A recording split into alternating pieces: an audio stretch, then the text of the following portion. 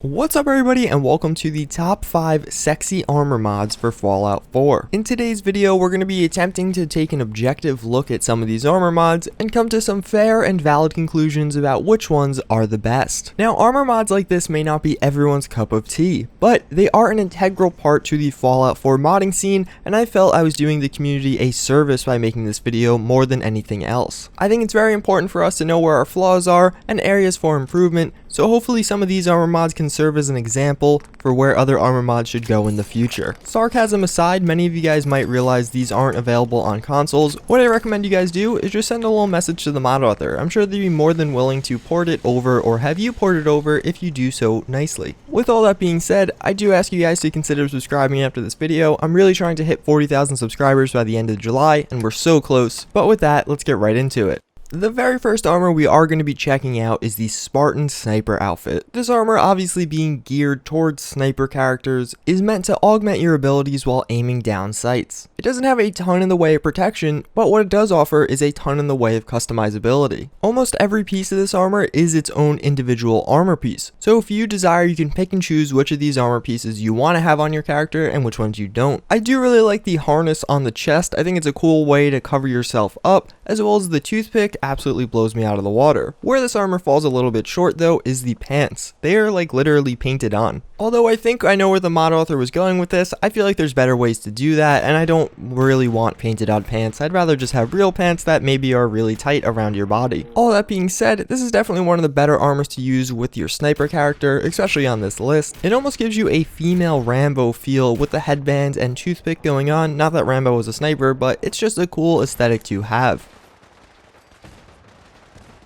Next up, we have the Slooty Vault Jumpsuit. This is for those of you out there that want to represent that Vault pride, but don't want to do so with a prude Vault suit that comes with the vanilla game. I think I have a soft spot for mods that expand the vanilla game. This takes a concept, the Vault 111 suit, and kind of expands on it, making it better. I like the additions of the harnesses around and that little almost utility belt going on. On the elbows, there are some minor, what look like kind of elbow pads, and almost giving it an armory feel, ensuring that your elbows are protected in case a stray bullet flies over there. Mostly I like how this armor is subtly Slooty. It doesn't actually show a lot of skin, especially compared to many of the armors on this list, but complements your character's physique just by being a relatively small and tight armor. It is also really nice that it fits into the vanilla game so well, and again, for those of you that really loved Vault 111, definitely for you. The Fortaleza Armor is without a doubt the most content heavy armor on this list. It adds in 5 different kind of armor frames, I guess I'm going to call them, and you could change their colors, you could add different stats to them, etc, etc. They're all made up of left arm, chest pieces, left leg, right leg. I think all the armors do look really good and fit into the Fallout 4 universe really well. They obviously have varying degrees of revealability to match whatever your tastes are. I really like the ability to change colors. There's about 15 colors available. You could choose some metallic colors like steel or just darker grays, or some louder ones like pinks and blues, etc. But where this mod really starts to shine is with the mixing and matching of armors. So you have 5 different armor sets, and you could pick any of the different components from those armor sets and put them on. So you could have a Mark V chest, a Mark II arm, and a Mark III leg. This allows you to really use this mod to create whatever you want based off what's available, and I think that's a really good feature to have. It also includes a bodysuit which you could place under these mix and matched armors, and basically that's going to prevent any clipping. All around a really good mod, even just from the sheer amount of content available, and I know the mod author does plan on adding more.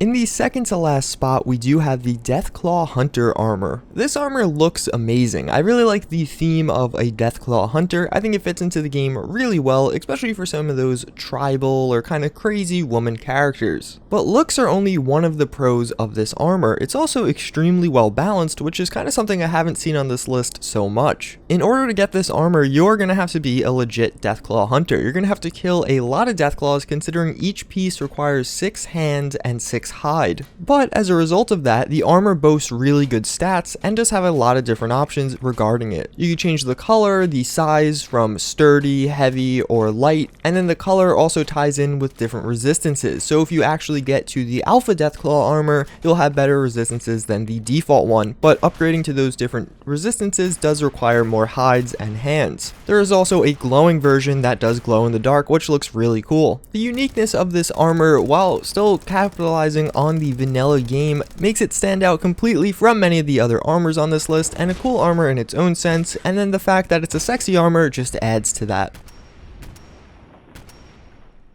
So last but not least, we do have the chain armor. I don't think this armor necessarily has the most features or is the most well balanced or anything like that. I simply think this one looks the best out of the bunch, and at the end of the day, that's what's important for these types of armors. I really like the raider theme, basically a slutty raider theme, and I think it works well in the wasteland. It's one of the more practical armors out there, especially as far as the Slooty version goes. I also think this armor is really applicable whether your character is busty or not. It complements them in their own special way and uses in-game items that you're used to seeing in a new and unique way to cover things up. It does all of that really well, and for that reason it got the top of my list. That's pretty much it for this one, guys. Again, if you did enjoy, please consider subscribing. Otherwise, thanks for watching.